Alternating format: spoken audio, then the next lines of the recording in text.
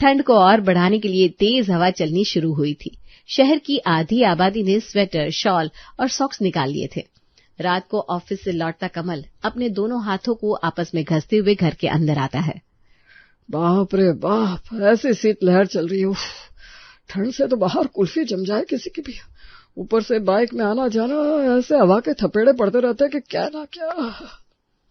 तो और बनो ना हीरो, मैंने तो सुबह ही कहा था वार्मर पहन के जाना, रात को आते वक्त ठंड लगेगी।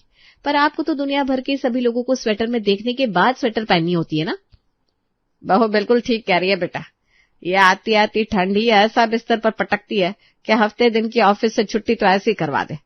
शर्म लिहाज छोड़ दे, जिन्हें ठंड नहीं लगती वो ना पहने स्वेटर। तुझे तो बाइक से आना जाना करना होता है, तू पहन लिया कर। कोमल बहू तो एक काम कर, आज स्वेटर निकाल दे इसकी। और मीनू तू भी विवेक के लिए स्वेटर निकाल देना। और तेरे पापा जी की कान टोपी भी। मैंने तो अपना शॉल गुलमंद पहले ही निकाल लिया था। 3 दिन पहले ही इनके स्वेटर निकाल दिए थे मैंने मम्मी जी। वूलन ट्राउजर, ग्लव्स, जैकेट सब। आपको तो पता ही है इन्हें कितनी ठंड लगती है। रात के 10 बजे हमेशा की तरह कोमल और मीनू डिनर तैयार करके टेबल पर लगाती है। ये विवेक नहीं आया अब तक। ऑफिस से तो सीधा कमरे में गया था, फिर ऑफिस का काम लेकर बैठ गया क्या? हीटर ऑन कर लिया है ना उन्होंने पापा जी, अब कमरे से बाहर उनसे आया नहीं जाएगा। आया कैसे नहीं जाएगा? तो जाकर उसे बुला ले। अगर नहीं आता है तो मेरा नाम लेना, और मेरे नाम से भी ना आए तो मुझे बता, फिर मैं आता हूँ उसे उठाने। मीनू जैसे ही अपने कमरे का दरवाजा खुलती है, उसकी गर्माहट से मीनू का मन भी कमरे के अंदर बैठने का हो जाता है। पर ससुर जी का ऑर्डर था, इसलिए ये तो काफी गहरी नींद में सो गए। इन्हें उठाकर बाहर चलने को बोलने का मन भी नहीं कर रहा है। मीनू की बड़बड़ाहट से विवेक की नींद खुल जाती है। पापा जी बाहर खाने पर बुला रहे हैं। मुझे सर्दी से लग रही है मीनू, मुझसे बाहर नहीं आया जाएगा, मैं यहीं ठीक हूँ। 10 बज रहे हैं, बाहर फर्श बहुत ठंडी होगी। मेरा खाना कमरे में ही ला दो ना, मैं यहीं डिनर करके सो जाऊंगा। मीनू अपने पति का कमरा बंद करके वापस हॉल में आ जाती है। पापा जी वो इनके सर में ना जरा दर्द है और तबीयत भी ठीक सी नहीं लग रही है, तो खाने से मना कर रहे हैं। मैं सोच रही हूँ थोड़ा बहुत खाना इन्हें कमरे में ही दे आऊं। हाँ बहू, आराम से कमरे में दे आना खाना। पेट में अनाज जाने से मतलब है, यहाँ खाए या अंदर। सुबह का निकला हुआ एक टिफिन से होता क्या है, एसिडिटी हो गई होगी। ऊपर से उसे ठंड इतनी लगती है, क्या पता कफ जम गई हो सीने में। रात को सर की गर्म तेल से मालिश भी कर देना, राहत हो जाएगी उसे। धीरे धीरे दिन बीत रहे थे और ठंड बढ़ती जा रही थी। सुबह के 8 बजे अपने कमरे से निकलता हुआ कमल कहता है, ये क्या आप सब यहाँ बैठे हुए पापा? हॉल में बैठने का मजा कहाँ रह गया? अब सर्दियां आ गई है, सर्दियां। अगर खुद को बचाना है तो बालकनी में जाकर बैठने में ही समझदारी है। क्या अच्छी धूप आ रही है, मेरा तो पूरा शरीर गर्म हो गया। बालकनी में धूप आ रही है, धूप सुनकर ही शरीर में गर्माहट आ गई। चलिए मैं भी जरा धूप सेक कर आती हूँ। कोमल तो बालकनी में चली गई थी। उसके पीछे मीनू सभी को गर्मा गर्म नाश्ता परोसती है। गर्मा गर्म पराठे, आहा मजा आ गया। और पराठे से अच्छा सभी के साथ बैठना, क्यों लता जी? नाश्ते के बाद सभी अपने अपने काम पर निकल जाते हैं। घर के हॉल में अकेला बैठा महेश न्यूज़पेपर छांट रहा था। दोनों बहुएं रसोई में थी और लता पड़ोसन के साथ मंदिर गई हुई थी। काम काज छोड़ने के बाद घर पर बैठे रहना सच में मुश्किल हो जाता है, और वो भी तब जब सभी अपने अपने काम में व्यस्त हो। कितनी देर कर दी लता जी ने, और कितनी रद्दी छांटू मैं। महेश उठकर रसोई के बाहर जाकर खांसता है। पानी लाऊं क्या पापा जी? नहीं बहू, मैं बस ये कह रहा था कि कोई मदद चाहिए तो बताओ, सब्जी वब्जी काटनी हो या आटा गूंथना हो। आप बस खाने के लिए बैठ जाइएगा पापा जी, खाना तैयार हो गया है, हम लगा ही रहे। तो तुम दोनों भी खा लो ना, यहाँ रसोई में बैठे रहने का इरादा है क्या? अब तो रसोई में बैठने वाली हूँ पापा जी। इतनी सर्दी में रसोई की गर्माहट में जो मजा आ रहा है ना, मैं तो गैस के पास खड़े खड़े ही खाना खा लूंगी। अकेले अकेले महेश कितना ही खाता। 4 रोटी खाने वाला वो 2 रोटियां खाकर उठ जाता है। कुछ देर बाद सभी आराम करने चले जाते हैं। दोपहर की नींद लेने के बाद महेश बड़ा फ्रेश महसूस कर रहा था, क्योंकि अब उसके दोनों बेटे काम से लौटने वाले थे। पूरा परिवार एक साथ बैठकर डिनर करने वाला था। आज रात में क्या बनना चाहिए लता जी, आप बताइए। मैं तो कहता हूँ पनीर की सब्जी और नान बना लेते। पनीर की सब्जी आपको याद है ना, शादी के बाद मैंने बनाई थी पहली बार, क्या स्वादिष्ट थी। ये बात तो माननी पड़ेगी, आपके हाथों में स्वाद तो है। वैसे मेरी बहू कहाँ है? दोनों दिख नहीं रही। अरे इतनी ठंडी हो गई है, दोनों एक कमरे में हीटर लगाकर बैठी हुई है। चाय बनाकर थर्मस में रख दिया था कोमल ने। मैं लेकर आऊं क्या चाय? नहीं, आप बैठिए, मैं खुद के लिए भी चाय लेकर आता हूँ और आपके लिए भी। फिर रात के पनीर की सब्जी की तैयारी करूंगा। महेश बड़ा खुश था और होना भी था। दिन भर जो परिवार अलग अलग रहता है वो रात को एक हो जाता है और एक साथ बैठकर दिन की सारी बातें करते हुए वक्त बिताता। महेश पनीर की सब्जी बनाकर तैयार कर लेता है और उसकी बहू पराठे। 8 बजते बजते कमल और विवेक घर लौट आते हैं। अगर डिनर नहीं बना तो मत बनाना, मैं ऐसे ही सो जाऊंगा कोमल। अरे क्या बात हो गई? ऑफिस में कोई मैटर हुआ है क्या? चिढ़ क्यों रहे इतना? अरे गर्मी का मौसम नहीं है, अब सर्दियां आ गई है। 2 बजे लंच किया था मैंने, 6 घंटे हो गए इस बात को। अब डिनर मिलेगा और 2 घंटे बाद। तो अगर 10 बजे ही डिनर बनना है तो बता दिया करो, मैं बाहर से कुछ खाता हूँगा। बस खाना तैयार है। अब से इस बात का ध्यान रखूंगी कि वक्त से पहले डिनर बन जाए। गर्मियों में पूरा परिवार साथ में बैठा रहता था। आप टीवी देखते रहते थे और खाने का नाम नहीं लेते थे, इसलिए मैंने डिनर देरी से बनाना शुरू कर दिया था। कमल किचन में जाता है और प्लेट में रोटी और सब्जी निकालकर कमरे में ले आता है और हीटर ऑन करके आराम से अपने कमरे में खाना शुरू कर देता है। विवेक तो सर्दी से इतना परेशान था कि उसने पहले ही हॉल में आना छोड़ दिया था। मीनू खाना गर्म करके अपने पति के लिए कमरे में लेकर जाती है। तुम कहाँ जा रही हो? साथ में बैठकर खाओ ना। हाँ, आप ठीक कहते हैं। वैसे भी सभी ऑलरेडी अपने अपने कमरों में घुस चुके हैं। अब अकेले बाहर बैठकर करूंगी भी क्या? ऐसे भी ठंड से गले में खराश हो गई है मेरे। सर्दियों में यही तो होता है। 7 से जैसे ही 8 बजने को होते हैं, सभी अपने कमरों में आराम से रजाई ओढ़कर बैठ जाते हैं। कोई फोन चलाने लगता है, कोई लंबी नींद लेने लगता है। एक कमरे में होकर भी लोग अपनी अपनी लाइफ में बिजी हो जाते हैं और ऐसा ही कुछ महेश के घर में हो रहा था। 6 लोग हैं इस घर में, पता चलता है क्या? लगता ही नहीं कि एक आदमी भी है। कोई अपने मोबाइल में लगा हुआ है, कोई अपने बिस्तर में। ये कोई बात है भला? रविवार का दिन है पर किसी का आता पता नहीं। सभी एक कमरा लेकर बैठ जाएंगे तो फिर परिवार का क्या होगा? इसे पीजी नाम ही घोषित कर देना चाहिए। इसका नुकसान किसी को समझ में नहीं आ रहा। महेश खुद ही खुद में बड़बड़ा रहा था। तभी बिजली का मीटर चेक करने वाला आता है। दमदमाकर हीटर चला रहे हैं आप लोग। 4000 से सीधा 19,000। ये लो, लगभग 20,000 का बिजली का बिल आ गया। इतने में तो आदमी अपने फ्लैट की EMI दे दे। अलग अलग कमरों में हीटर चलेगा तो यही होगा ना। ऊपर से गीजर, गर्मा गर्म पानी में सभी को नहाना होता है। इतना तो कमजोर शरीर हो गया है सबका इस उम्र में।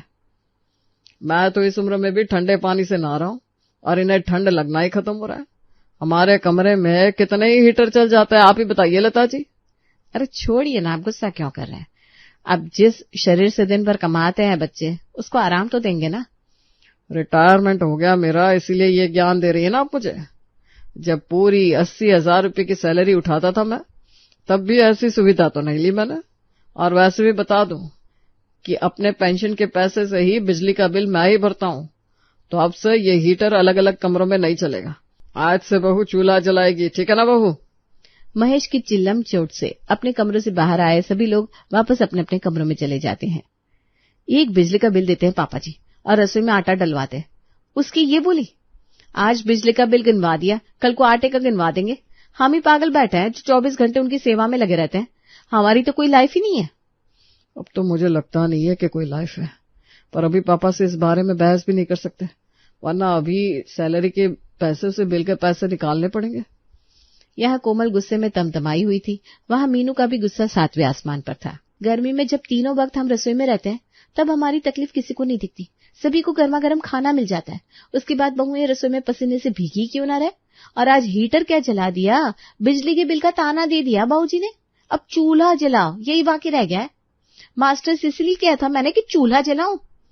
सारे डिस्कशन के बाद ये फाइनल होता है कि अब से सुबह सुबह सभी धूप में बैठकर गर्माहट लेंगे और शाम से चूल्हा जलाया जाएगा। लता चूल्हा जलाने की तैयारी करती है। बोलना तो नहीं चाहिए मम्मी जी, पर अब यही बाकी रह गया था क्या? आसपास वालों को जरा से भी भनक लग गई ना कि हम चूल्हा जला रहे हैं तो पता चला सोसाइटी से निकाल दिया गया हमें। बात तो सही कह रही है मीनू। मम्मी जी, चूल्हा, वो भी आज के जमाने में। यहाँ लोग मॉडर्न हुए जा रहे हैं और हम 4 पैसे बचाने के पीछे चूल्हा जला रहे हैं। सब क्या सोचेंगे? तेरे पापा जी जिंदगी में बहुत कम ही गुस्सा होते हैं बेटा, और अगर वो गुस्सा हो गए उसके बाद क्या होता है ये भगवान ना करे किसी को देखना पड़े। इसलिए अभी चूल्हा जलाने के अलावा और कोई ऑप्शन नहीं है हमारे पास।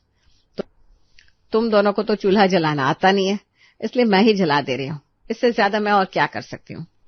महेश के फैलाए रायते को ठीक करने के लिए लता चूल्हा जलाती है। शाम को हॉल में टीवी देखते हुए चूल्हे के पास अपना घुटना सेकती हुई लता महेश से कहती है, पापड़ कच्चा पापड़ क्या करेंगे आप? पापड़ को जब चूल्हे पर सेक कर खाया जाता है तो उसका स्वाद ऐसा कुरकुरा होता है कि खाने वाला खाता रह जाए। आप लेकर तो आइए। अब हर बार बहू को बुलाना ठीक नहीं लगता मुझे। मैं भी घुटने सेक रही हूँ, मुझसे नहीं जाया जाएगा। महेश रसोई से पापड़ लेकर आता है और लता उसे चूल्हे पर सेक कर जैसे ही पहला टुकड़ा अपने मुंह में डालती है, उसकी आवाज से दोनों बहुएं अपने कमरे से बाहर आ जाती हैं। ये कुरकुरी सी आवाज किस चीज की आई मम्मी जी? आप चिप्स खा रही हैं क्या? चूल्हे पर सेका हुआ पापड़ है बहू। तुम लोगों ने कभी खाया नहीं होगा, खाकर देखो ना, स्वाद ना आ जाए तो मेरा नाम भी लता नहीं। मीनू एक पापड़ लेकर आती है और उसे सेक कर जैसे ही उसका पहला टुकड़ा खाती है, उसके तो मुंह से चटकारा निकल जाता है। यहाँ तो वाकई बड़ी गर्माहट है मम्मी जी। ये कौन सा टीवी सीरियल देख रही हैं आप? आवाज तेज कीजिए ना, मैं भी यहीं बैठ जाती हूँ। वो महेश जो इन दिनों बड़ा अकेला महसूस कर रहा था, आज वो अपने परिवार के साथ बैठकर टीवी देख रहा था।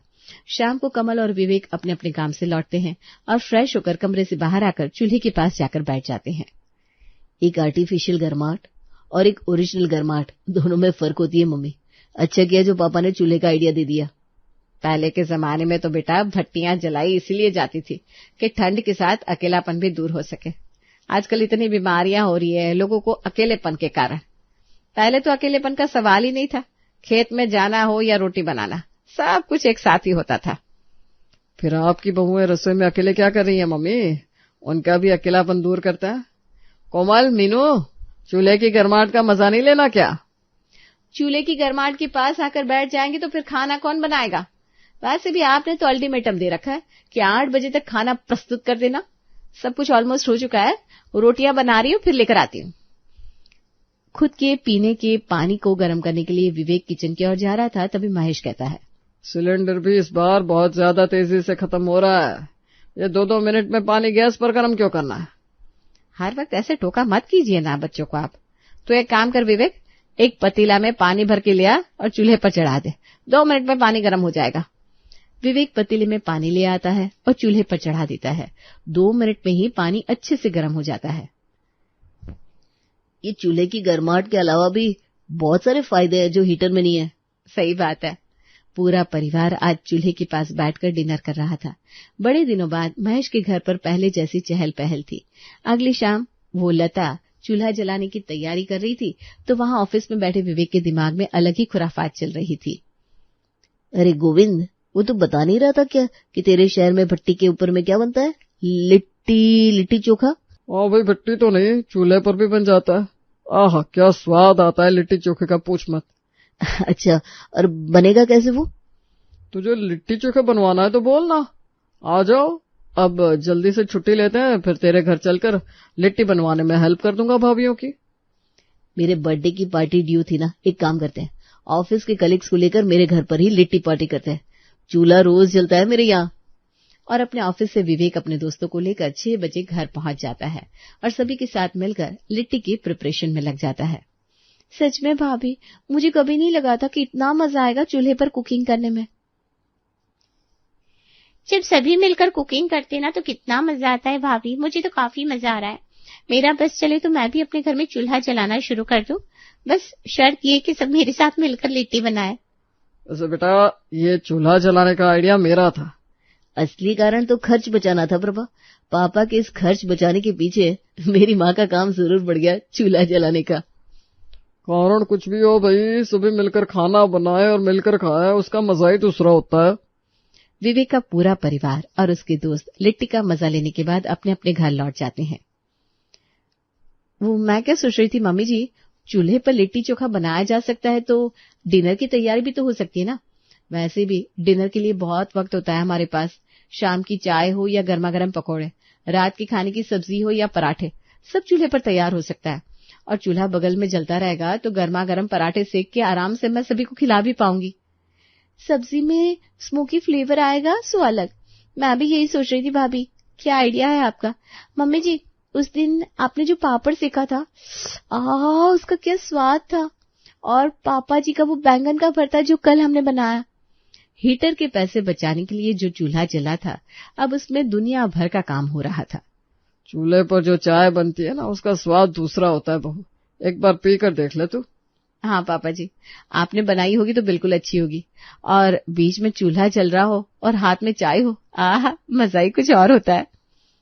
पर अभी तो आप नीचे बैठी हैं तो चाय पीने का मजा आ रहा है, वहीं आप डाइनिंग टेबल पर बैठी होती ना तो मजा नहीं आता भाभी। मैं क्या सोच रही हूँ, रात को हम सभी के खाने के लिए नीचे ही इंतजाम कर ले क्या। डाइनिंग टेबल को भूलकर आज प्रॉपर देसी स्टाइल में पूरा परिवार जमीन पर ही गद्दे बिछाकर उस पर खाना खाता है। विवेक और कमल आज जैसे बच्चे बन चुके थे और मजाक मजाक में विवेक अपने पापा से कह देता है, शादी में आपकी पसंद पूछनी हो या फिर लाइफ में कभी भी हमने कुछ अपनी मर्जी से नहीं किया पापा। कभी आपको ऐसा फील नहीं करवाया कि अब आप रिटायर हो चुके हैं, पर उस रोज जो हीटर को लेकर आपने किया मुझे अच्छा नहीं लगा था।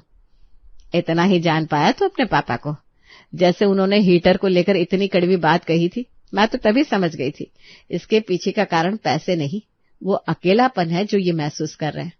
वो हीटर और ये मुआ मोबाइल फोन हम सबको अलग किए बैठा था। तुम सब अपने अपने कामों से लौटने के बाद अपने अपने कमरे में चले जाते थे, और तुम्हारे पापा वो दिन भर इसी आस में रहते थे कि कब बच्चे आएंगे। सीधा तो अपनी मन की बात उनसे बोली नहीं गई, इसलिए खर्च का नाम लगा दिया। अंदर कमरे में जा रहा हूँ, आप तो कुछ भी बोलने लगती है लता जी। महेश शर्मा कर जैसे उठने लगता है, उसके बेटे बहू सभी उसके गले लग जाते हैं। माँ जी कहाँ हो आप? माँ जी, ओ माँ जी। पारुल चिल्लाते हुए सीधा अपनी सासू माँ के कमरे में घुस जाती है। बहू, ये क्या तरीका है? ऐसे कौन अपनी सास के कमरे में आता है? लेकिन माँ जी, वो क्या, तुम्हारे घर वालों ने नहीं सिखाया कि किसी के कमरे में जाने से पहले दरवाजा खटखटाना चाहिए? जाओ, अब दरवाजा नॉक करके आओ। लेकिन माँ जी जुबान कम लड़ाया करो, जाओ अब जल्दी, और इस बार नॉक करके आना। ठीक है माँ जी, जैसा आप कहें। पारुल मुंह लटकाकर कमरे से बाहर जाती है और दरवाजा नॉक करके फिर अंदर आती है। हाँ, अब बताओ बहू, क्या हुआ? माँ जी, वो ससुर जी सीढ़ियों से गिर गए। क्या? तू पहले क्यों नहीं बोली? हे भगवान! वही तो बोलने आई थी, लेकिन आप तो। बबीता और पारुल भागते हुए अमित के पास जाती हैं, जो सीढ़ियों के पास गिरे हुए थे। अजी, ज्यादा तो नहीं लगी आपको? जिस हिसाब से तुम दोनों आई हो, अगर ज्यादा लगी होती तो अब तक निकल चुका होता। अब देख क्या रही हो? उठाओ मुझे। अरे शुभ शुभ बोलो, वैसे आप ऐसे गिरे कैसे? वो आज मन हुआ कि सीढ़ी से गिर के देखता हूँ कितना दर्द होता है। तो पापा जी, दर्द हुआ क्या? सास तो सास, इसकी तो बहू भी रॉकेट है। तुम दोनों मुझे माफ करो, बस चाय दे दो जल्दी।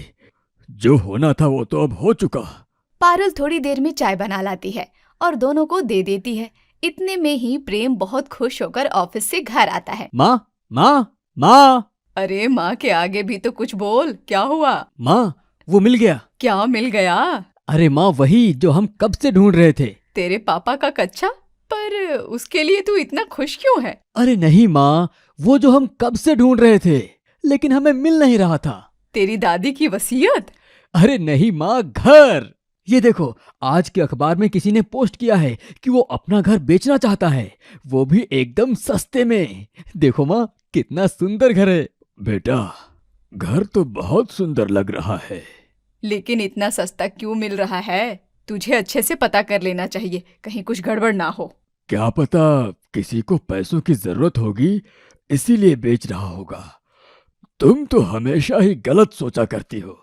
ये तो हमारे बेटे की किस्मत है जो उसको ऐसा घर मिल रहा है, और अब हम ये घर खरीद रहे हैं। कुछ समय बाद प्रेम वो घर खरीद लेता है। उसी दिन उनकी बुआ और फूफा मिलने आते हैं। भैया सुनो, प्रेम ने घर खरीद लिया है। चलो अच्छा ही है, बच्चों को भी तरक्की करनी चाहिए। हाँ दीदी, कल ही तो पेपर बनवा कर लाया है। देख लेना, आज घर लिया, कल को तुम दोनों को उसी घर से बाहर कर देगा। आजकल के बच्चों का भरोसा नहीं है, बहू कब कैसे अपने इशारों पे नचाने लग जाए। अरे दीदी, ऐसा थोड़ी होता है, हम एक परिवार हैं। अरे साले जी, परिवार होते तो वो घर आपके नाम होता, ना कि प्रेम अपने नाम पर लेता। नाम किसी का भी हो, रहना तो सबको साथ ही है। ये तो प्रेम की किस्मत है कि इतना अच्छा घर कौड़ियों के दाम में मिल गया। हमारा प्रेम बहुत समझदार है, मौके पर चौका मार दिया। वैसे भैया कह तो सही रहे हो, इतना अच्छा मौका जाने भी नहीं देना चाहिए। वैसे प्रेम ने अपनी बुआ के लिए भी कोई कमरा बनवाया है या नहीं? अरे इसकी बुआ के पास कौन से पैसों की कमी है जो हमारे छोटे से घर में रहेंगी? क्यों जीजाजी, सही कहा ना? और क्या, हमारा घर किसी महल से कम है भला? आपकी नंद एकदम रानी की तरह रहती है वहाँ। वैसे दीदी आप कभी नई वाले घर में आना, बहुत बड़ा और आलीशान है, आखिर मेरे बेटे ने लिया है। हाँ क्यों नहीं, मैं भी तो देखूं इतनी अच्छी किस्मत कैसे हो सकती है। पक्का कुछ तो गड़बड़ है दया। कुछ दिनों बाद प्रेम अपने परिवार के साथ नए घर में शिफ्ट हो जाता है। लो जी, आ गए हम अपने घर में। तुम लोग सब सेट करो, मैं मार्केट से कुछ सामान लेकर के आता हूँ। सामान ही लेकर आना, किसी को पकड़ के मत ले आना घर दिखाने के लिए। अभी हम यहाँ नए हैं तो सभी अनजान है हमारे लिए। ठीक है भाग्यवान, जैसा तुम कहो। पारुल, बहुत भूख लगी है, कुछ खाने के लिए बना दो। पारुल खाना बनाने में लग जाती है। उधर अमित नए घर के आसपास के मार्केट और लोगों से मिल रहा होता है और एक रेडी वाले से सब्जियां लेते हुए कहता है, अरे भाई, कब से कर रहे हो ये काम? यही कुछ 5 साल से अंकल जी। बताओ, टमाटर कर दो 5 किलो। अरे इतना टमाटर कौन खाता है? इतने में वहाँ कमला आ जाती है जो उनके सामने वाले फ्लैट में अपने परिवार के साथ रहा करती है। अरे भाई साहब, आप यहाँ? आप तो आज ही मार्केट करने निकल पड़े, कम से कम आज तो आराम कर लेते। अभी अभी तो आप आए हैं। क्या आप मुझे जानते हैं? अजी हाँ, आप ही तो हमारे घर के सामने वाले घर में आज शिफ्ट हुए हैं। ओह, तो वो घर आपका है। अब हम तो पड़ोसी हुए। जी हाँ, तो आज क्या बन रहा है आपके घर में? आज तो दावत होनी चाहिए नए घर में आने की। हाँ बिल्कुल, दावत में क्या बना है वो तो मालूम नहीं। आप चलो खुद ही खाकर देख लेना, ऐसे ही मेरे परिवार से भी मिल लेना आप। नेकी और पूछ पूछ, मैं तो बिल्कुल चलूंगी। अब तो हम पड़ोसी हैं और पड़ोसी ही एक दूसरे के सुख दुख में काम आते हैं। जी एकदम सही कहा आपने। कुछ सब्जियां लेकर अमित घर की तरफ जाने लगता है। तभी कमला सिर पकड़ते हुए कहती है, अरे भाई साहब, इन सब में तो मैं भूल ही गई कि मेरे भाई साहब भूखे होंगे। उनके लिए भी तो खाना बनाना है मुझे। अरे तो कौन सी बड़ी बात है, उनको भी हमारे यहाँ ही बुला लो खाने पर। फिर दोनों घर के सामने ही थे कि कमला की बहू भी आ जाती है। अरे बहू, पैर छुओ अंकल जी के। जीती रहो बहू, आपकी बहू तो बहुत शांत और संस्कारी है। चलो बहू, आज तुम भी हमारे यहाँ ही डिनर करना। अमित तीनों के साथ घर आता है और सबको बताता है। अजी भाग्यवान, सुनती हो? ये देखो कौन आया है। ये है हमारे पड़ोसी, सामने वाले फ्लैट में रहते हैं, कमला जी और ये सूरज भाई साहब, ये इनकी बहू। आइए, अब बाहर क्यों खड़े हैं? थोड़ी देर बाद सब लोग बातें करते हैं। इतने में अमित कहता है, बहू जाओ अब डिनर लगा दो, काफी देर हो गई है, अब भूख लग रही है। हे भगवान, इन्होंने यहाँ भी ये शुरू कर दिया। बिना बताए लोगों को डिनर का न्योता दे आते हैं। पारुल अपनी सास को किचन में बुलाती है। क्या हुआ बहू, तुमने ऐसे क्यों बुलाया? माँ जी, मैंने तो अपने घर के हिसाब से ही खाना बनाया था, अब क्या करूं? तू अभी इनको खिला, अपना बाद में देख लेंगे। पारुल सबको खाना परोस देती है। सभी लोग खाने की तारीफ करते हैं। वहीं अब किचन में सब खत्म हो चुका था। अरे भाई साहब, आपकी बहू क्या खाना बनाती है। मेरा तो मन कर रहा है कि रोज ही आपके ही यहाँ आके खाऊं। अरे भाई साहब, ये तो आपका ही घर है, जब मन हो आ जाना। इतने में ही अमन का फोन आता है और कमला बात करती है। हाँ अमन, हम तो सामने वाले अमित भाई साहब के यहाँ खाना खाने आए हैं। उन्होंने पूरे परिवार को बुलाया था। क्या तुम ऑफिस से लेट आओगे? कोई नहीं बेटा, मैं तेरा खाना पैक कर लूंगी, वरना अंकल को बुरा लगेगा ना कि तुमने खाना नहीं खाया। और क्या, पर कोई नहीं, ऑफिस का काम ही ऐसा होता है। बहू, तुम अमन के लिए खाना पैक कर दो, बहन जी लेती जाएंगी। लो, गई भैंस पानी में, बचा खुचा भी खाने को नहीं मिलेगा। पड़ोसन तो सब लपेट के ले गई। कमला का परिवार खाना खाकर अपने घर चला जाता है और इधर अमित का परिवार देर रात खाना खाकर अब सो जाता है कि तभी लाइट चली जाती है। ये क्या हुआ, लाइट कैसे चली गई? हाँ, मैं बताना भूल गया, मेरे पास मैसेज आया था कि लाइट कल सुबह आएगी। अब तो ऐसे ही सोना पड़ेगा। चलो कोई नहीं, वो तो अच्छा है कि सारा काम हो गया। सबकी आंख लगने को कुछ ही देर हुई थी कि तभी सामने वाले पड़ोसी के घर से चीखने चिल्लाने की आवाज आने लगती है। हाय हाय, अभी तो 2 पल की आंख लगी थी, उसमें भी ये शोर।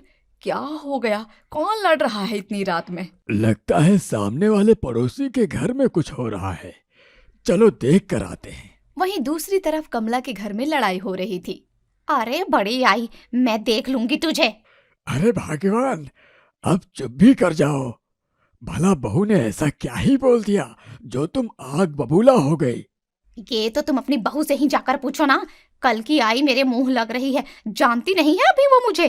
कमला नाम है मेरा, कमला। ऐसा करूंगी हमला कि इसका पूरा मायका देखता रह जाएगा। हाँ। तभी वहां अमित और बबीता भी आ जाते हैं। अरे किस पर हमला हो गया? अरे आप भी ना, क्या हुआ भाभी जी? इतनी रात सब ठीक तो है? अरे बहन क्या ही बताऊं, इकलौता बेटा है, सोचा था संस्कारी बहू लेकर आऊंगी, लेकिन मेरे तो कर्म ही फूट गए जो ऐसी बहू मिली। ऐसा क्या हो गया भाभी जी जो आप इतना गुस्सा कर रही हो? क्या होगा, मैंने अपनी बहू को एक काम दिया था करने को, उसने मेरे मुंह पर साफ मना कर दिया कि अभी नहीं हो पाएगा। भला ऐसा होता है? बहू है इस घर की, अगर मैंने कोई काम अभी करने को कहा तो उसको अभी करना चाहिए, सुबह क्यों करना है? सही कहा बहन जी आपने। रुको, मैं बहू से बात करता हूँ। अमित आवाज लगाकर सुधा को बाहर बुलवाता है। अरे आप दोनों इतनी रात यहाँ कैसे? हमने सुना तुमने अपनी सास का काम करने से मना कर दिया बहू। देखो बहू, सास जो बोले, जिस वक्त बोले उसी वक्त वो काम कर देना चाहिए। लेकिन आंटी जी, देखा, ये आपसे भी मुंह लगा रही है। आंटी जी, एक बार आप मम्मी जी से ये तो पूछो कि उन्होंने मुझे क्या करने को कहा था। बताओ कमला जी, क्या काम दिया था अपने बहू को? बस यही कि मेरी साड़ी प्रेस कर दे, मुझे सुबह सुबह मंदिर जाना है। हाँ तो कर देना चाहिए था ना बहू, ऐसा भी कौन सा ज्यादा काम दे दिया था? देखा भाई साहब, भला आपकी बहू ने कभी मना किया है आपको? बताओ भाई साहब। भाभी, इस वक्त आपने बहू को प्रेस करने को कहा? हाँ, वैसे भी सास किसी भी वक्त कहे, बहू का फर्ज है कि वो काम करे। भाभी, इस वक्त प्रेस वो क्या कोई भी नहीं करेगा, क्योंकि लाइट ही नहीं है। भला बिना लाइट के कैसे कपड़े प्रेस होंगे? वो सब मुझे नहीं मालूम, मैं तो सास हूँ, मेरा कहा बहू को मानना ही होगा। बताओ आंटी जी, अब मैं क्या करूँ? हे भगवान, बेटा कुछ मत कर, जाकर सो जा, हम भी सोने जा रहे हैं। बबीता और अमित अपने सर पर हाथ रखकर अपने घर वापस आ जाते हैं। अगला दिन होता है और अमन अपने ऑफिस के लिए निकल जाता है। उस दिन लाइट ना होने की वजह से लिफ्ट भी बंद थी। जैसे ही अमन फ्लैट से ग्राउंड फ्लोर पर आता है तो देखता है कि उनके पड़ोसी अमित अंकल के घर से बहुत तेज धुआं निकल रहा है। कहीं ऐसा तो नहीं कि इनके घर में आग लग गई हो? मुझे जल्दी से जाकर बताना होगा। चोर चोर चोर!